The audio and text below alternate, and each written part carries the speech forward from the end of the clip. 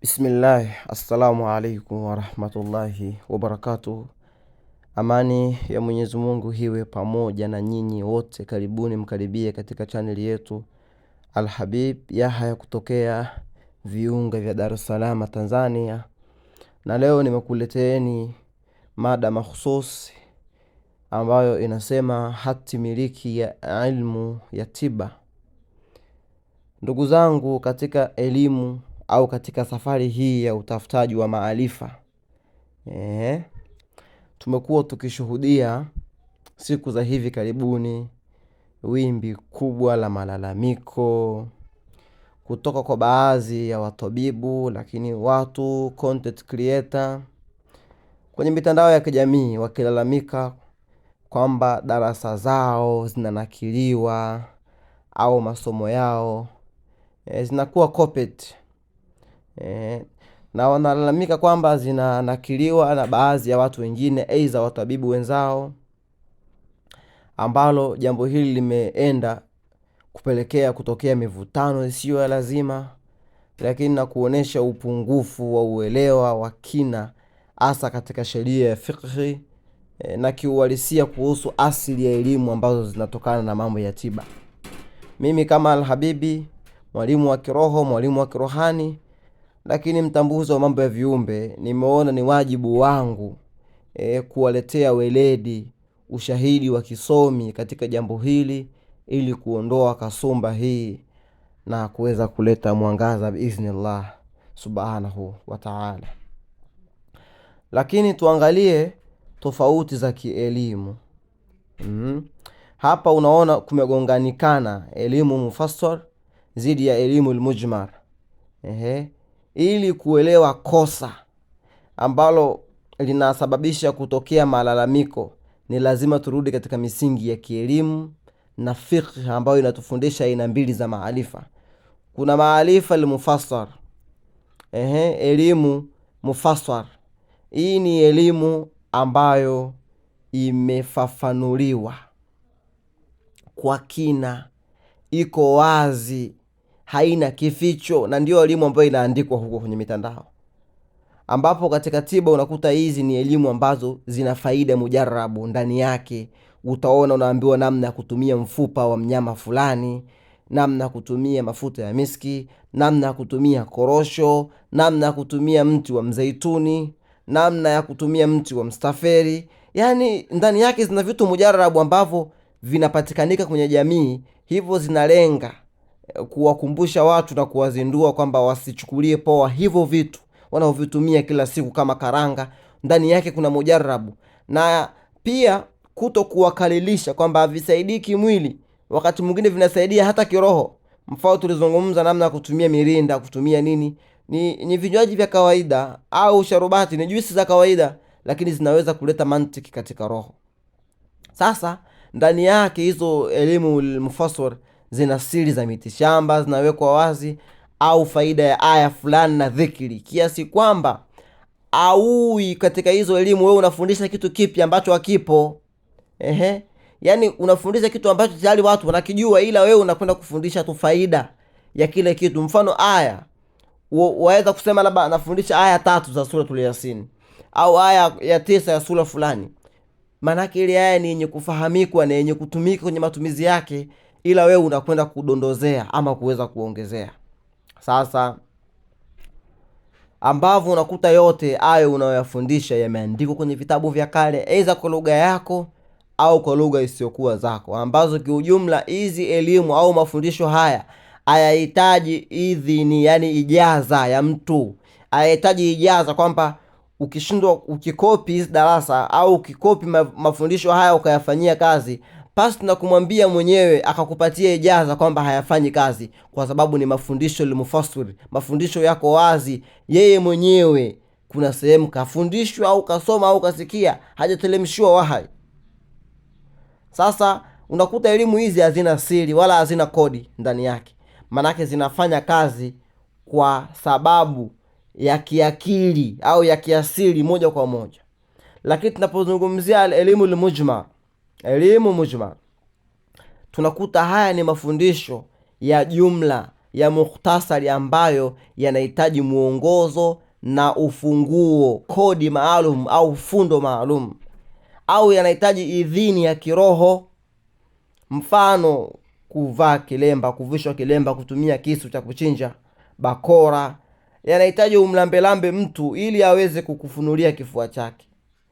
Maana yake haya ni mafundisho ambayo yanatoka kwa mwalimu kwenda kwa mwanafunzi ili kuleta matokeo. Hapa ndipo penye siri ya kipekee za roho ambazo hazitoki hadharani, hazitoki hadharani. Sasa hii tumepata kuona utofauti wa mujmar na utofauti wa mufassir, lakini ukweli ni kwamba elimu 98% elimu ambazo zinatolewa kwenye mitandao ya kijamii, YouTube, TikTok, Instagram, Facebook na kwingineko, watabibu wengi elimu zao wanatoa ni elimu ilmufassar, ni elimu ambazo ziko wazi, hazihitaji ijaza, na asilimia kubwa zile elimu hakuna mtu ambaye amepewa kwamba eti wahai Jibril ameteremka amemwambia.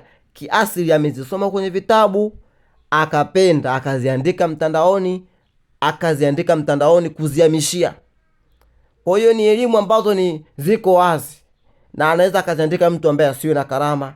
Yaani ni mkono, ni wewe uvivu wako au kutokuwa na uvivu kuweza kuziandika.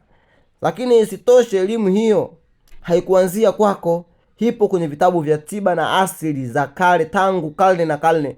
Huwezi kusema eti hapa umefundisha matumizi ya kutumia kitunguu saumu afu ukamtuhumu mtu tulikopi maelekezo yangu ulikopi, ikiwa hakuongeza chochote wala hakupunguza chochote. Wewe inabidi ujifahari kwamba elimu yako imeenda mbele, lakini si useme kwamba tulibidi unitafute nikupe ijaza kwenye elimu al-mufassar. Ijaza gani utakonipatia? Ni upungufu wa ufahamu. Lakini hata katika mtazamo wa kidini na kiutafiti, elimu haina hatimiliki ya mtu binafsi. Yaani wewe leo useme eti hiyo yani ni sawa sawa na umiliki wa nini? Umiliki wa melody. Melody au kusema ina hakimiliki. Mtu ameimba hivi, mashairi yako ndio yana hakimiliki. Yaani mashairi yako yanaweza kuwa na haki miliki. Lakini huwezi kusema melody, mtu akiimba melody kama ya kwako, hauwezi kusema eti amekuibia melody yako. Ni vitu ambavyo vinahitaji ufahamu.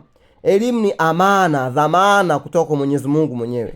Na hata Mtume sallallahu alaihi wasallam alituhimiza kufundishana na kueneza kile ambacho mtu unakijua.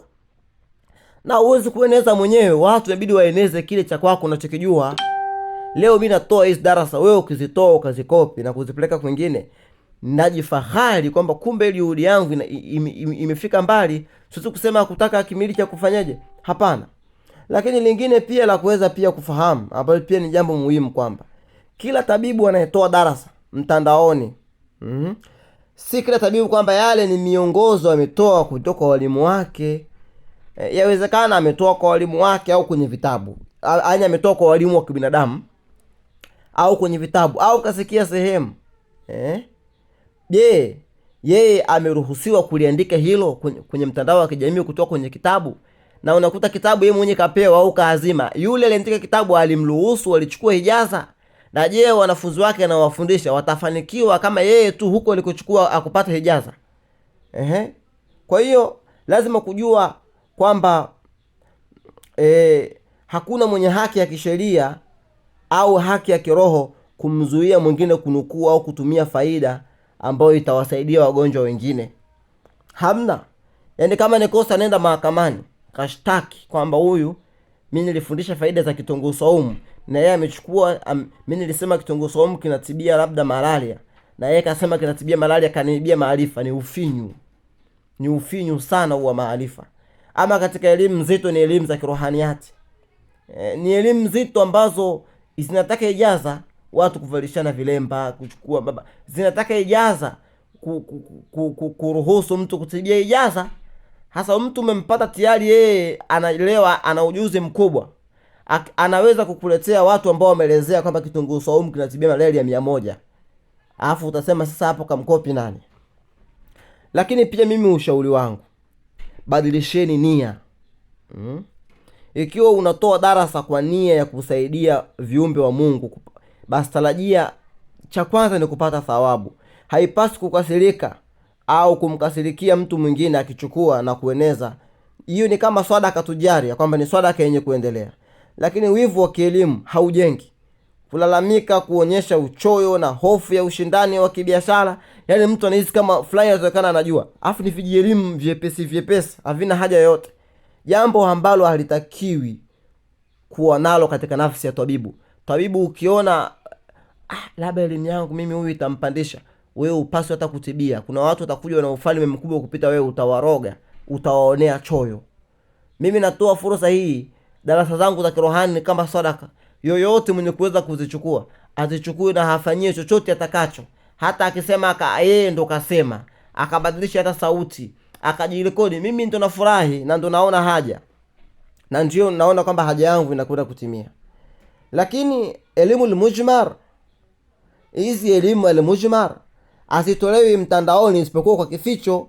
Elimu al-mujmar watu wanazitoa mtandaoni, wanazificha, na mtu unaona hapa kule kuna haja ya kumtafuta mwenyewe aniongoze. Lakini elimu imeandikwa ambao ni kama tu mtu ambaye hata mtoto chekechea atamwambia tu copy hapa, andika hapa, eti unasema eti nilitoa elimu kubwa akuja kuniomba jazi. Hiyo ni elimu ya wapi Sheikh? Huo ni ususuavu. Unaona ususuavu. Lakini elimu al-mujmar ni elimu ambayo wanaojua siri halisi za ndani za kiroho ambao zinahitaji izini na viapo watazitoa kwa vificho mtandaoni, na wanajua fika kuwa siri hizo hazizowekwi, yani hawezi mtu kazichukua, utazielewa. Yani kwa hivyo ieleweke. Lakini pia lingine ambalo pia muhimu, unapoona tabibu analalamika kuwa darasa lake limekaliliwa, ni lazima tujiulize, je, yeye ndiye aliyevumbua mmea huo? Yani wewe manake unaleza faida mfano za mfupa, mwingine hawezi kushinja ngamia. Je, wewe ndio uliotunga hayo? Wewe ndio umeanzisha hayo? Tutakwambia tupatie asili, umelitoa wapi? Na kule ulikolitoa ulipewa ijaza ukaliseme mtandaoni? Yani useme eti nilifundisha namna kutumia kitunguu saumu, ungekuja nikupatie password ili kikusaidie. Kawaambie wajinga ambao hawajifahamu kuhusu tiba. Lakini pia lazima ufahamu kuwa kuna tofauti kubwa kati ya mvumbuzi na mfikishaji. Ni vitu viwili tofauti. Elimu mujmal zinahitaji usome vitabu vya zamani, uingize kwenye uchambuzi wa kazi, uchanganye na karama yako, aidha kutoka kwa majini, walimu wako marohani, ndio ukafundishe. Lakini elimu al-mufassal zipo, hata mtu atakurupuka tu leo amesikia tu mtu ameongea hapo nje kwamba nanilia corrosion, dawa za nguvu za kiume, anakwenda kuandika. Utasema ambaye ataka kufanyia kazi amtafute. Kwani tunasoma wapi sie? Lakini watabibu wengi mitandaoni ni wafikishaji wa elimu iliyopo tangu karne hizo kwenye vitabu mbalimbali vya tiba asili, viwe vya Kiarabu, vya Kiafrika, vya Kigiriki ama vya lugha yoyote. Elimu ya aina hii ambao kiasili imeandikwa na kuwekwa wazi kwa kila mtu kuisoma na kuifanyia kazi, ndiyo tunaita elimu al-mufassal. Elimu imefasiriwa, iko wazi. Sasa wewe umeandika elimu al-mufassal, mimi nimeichukua nikaenda kuifanyia kazi, nikasema ni copy niweke na sehemu na mwingine aichukue ifanyie kazi, unasema eti atapata hela kupitia elimu yangu. Wewe ulisoma wapi mwenzetu? Hiyo si copyright ya mtu binafsi, kwa sababu moja kwa moja wewe si wa kwanza kuijua na wala hutakuwa wa mwisho kuijua. Kwa hiyo elimu wewe ni kama daraja la mtu kufikia katika kuwafikia watu kwenye jamii. Lakini upande wa siri wa kiroho na thamani ya idhini ijaza katika elimu mujmal, kile ambacho umekiweka mtandaoni, either TikTok, Facebook au YouTube, inakuwa ni elimu mufassal. Ni maelekezo ya jumla kama vile chemchemu, subhanallah, kama vile kumwambia mtu chemsha mdalasini au chukua karafuu, soma aya fulani. Ni elimu iko wazi. Ama elimu za kiroho wewe utaona kabisa uzielewi mpaka wewe ni mtu wa kiroho. Kwa hiyo utasema hivi ni vitu ambao viko wazi na mtu yoyote anaweza kuvichukua na kuvirudia kwenye ukurasa wake, kwa sababu ya havina athari mbaya. Havihitaji ujuzi wa kiroho. Ni katika kusaidiana lakini ukiona mtu anakataza ni asili ya uchoyo. Lakini kile ambacho kinachohitaji idhini, siri halisi za tiba za marohani na majini ziko katika elimu mujmal. Hizi ni elimu ambazo siku zote hauwezi kuzitoa kwenye clip, labda kwenye clip ya sekunde 30 au clip fulani. Zinataka ufafanuzi mrefu, na ufafanuzi wake hauishi. Mtu akitaka watu maalum na maalum ndo wanaelewa, na lazima umtafute mtu kwa ajili ya usaidizi na msaada. Lakini mimi ushaniambia chukua hiriki, chemsha, ukichemsha inatibia vipele, nikutafute nikuulize kwa nini maelezo kama yamejitosheleza?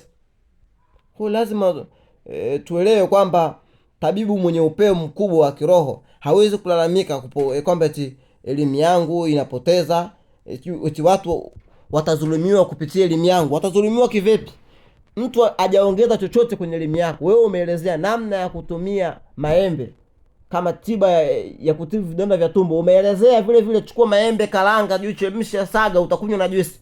Mtu akakopi yale maelezo yako, akayapenda, akaenda akayapaste kwenye peji yake, au akayapaste kwenye comment fulani, unasema eti atatapeli watu kupitia elimu yangu. Huo ni ususuavu, ni elimu finyu sana.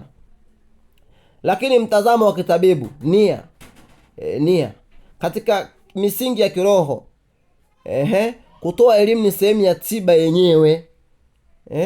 Kwa hiyo unakuwa unatoa faida kwa watu.